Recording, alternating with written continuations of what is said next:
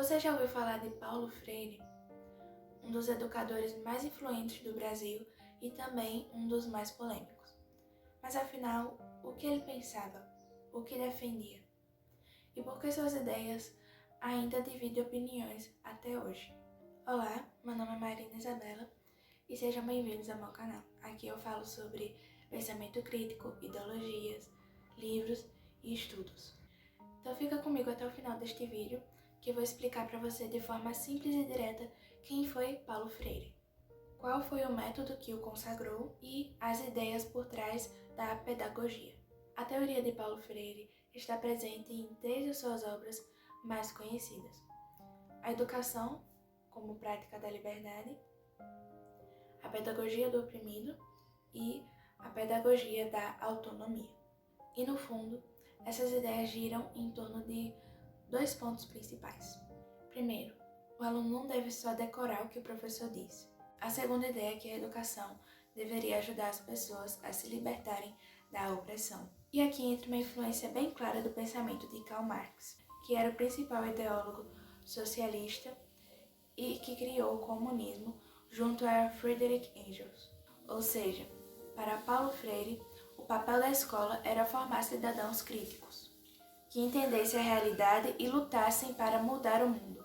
Freire acreditava que a educação podia transformar a sociedade. E o tipo de transformação que ele queria era uma revolução socialista.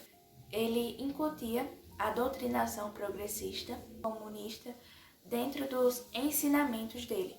Freire age de premissas marxistas, como o opressor e o oprimido. Ele era contra a hierarquia. Os alunos têm de ser conscientizados pelos professores que eles são oprimidos. E os professores devem se colocar no lugar dos alunos, usando rodas de debates para que se desconstrua a hierarquia em sala de aula. E com isso, os alunos levam para casa. Ele também cria a ideia de que os pais são inimigos dos filhos. Paulo Freire, ele admirava Che Guevara e falava da humildade e da ligação que ele tinha com o povo. Mas o Che Guevara foi um revolucionário marxista do século XX. Ele cometeu diversos crimes, violando gravemente os direitos humanos básicos. Então a verdade é que ele foi uma das figuras mais controversas da época. Agora que você já entendeu mais ou menos as ideias dele, vamos dar uma olhada rápida na vida de Paulo Freire. Ele nasceu em 1921, no Recife, e teve uma infância bem difícil, com muita pobreza. Demorou para ser alfabetizado, mas depois ele estudou Direito e Letras. O momento que marcou a vida dele, lá em Angicos, no Rio Grande do Norte, foi quando ele criou um programa de alfabetização para adultos. E o resultado foi que, em 40 dias, trabalhadores que nunca tinham lido uma palavra estavam lendo e escrevendo.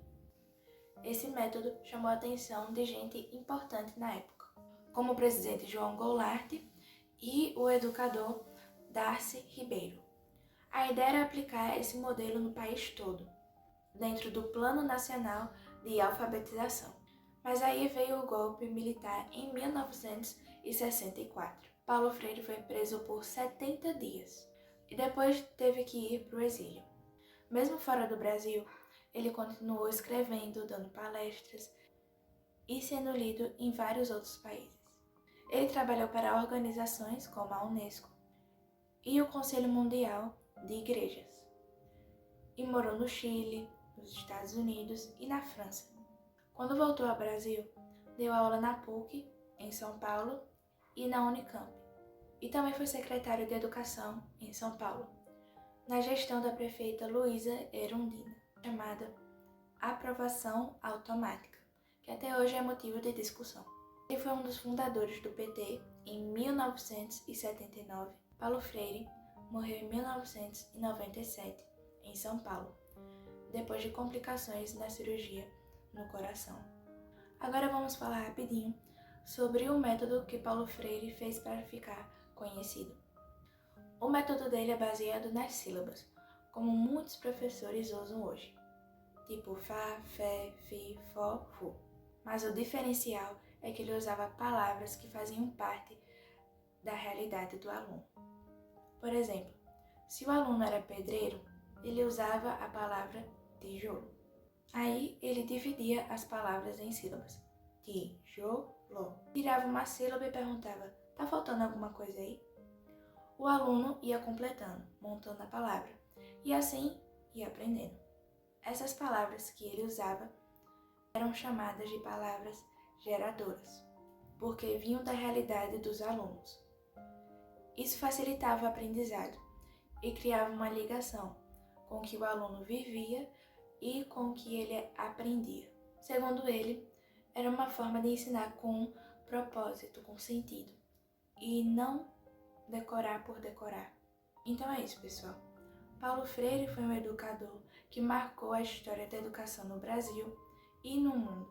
Ele acreditava que ensinar era muito mais do que passar conteúdo. Era ajudar o aluno a entender o mundo, a pensar com a própria cabeça e até transformar a realidade com base nos seus métodos ideológicos. Se você gostou desse vídeo, deixe seu like, se inscreva no canal e ative o sininho para não perder os próximos vídeos. E vou deixar um vídeo em algum lugar da tela em que explico como se proteger da lavagem cerebral. E até a próxima. Tchau!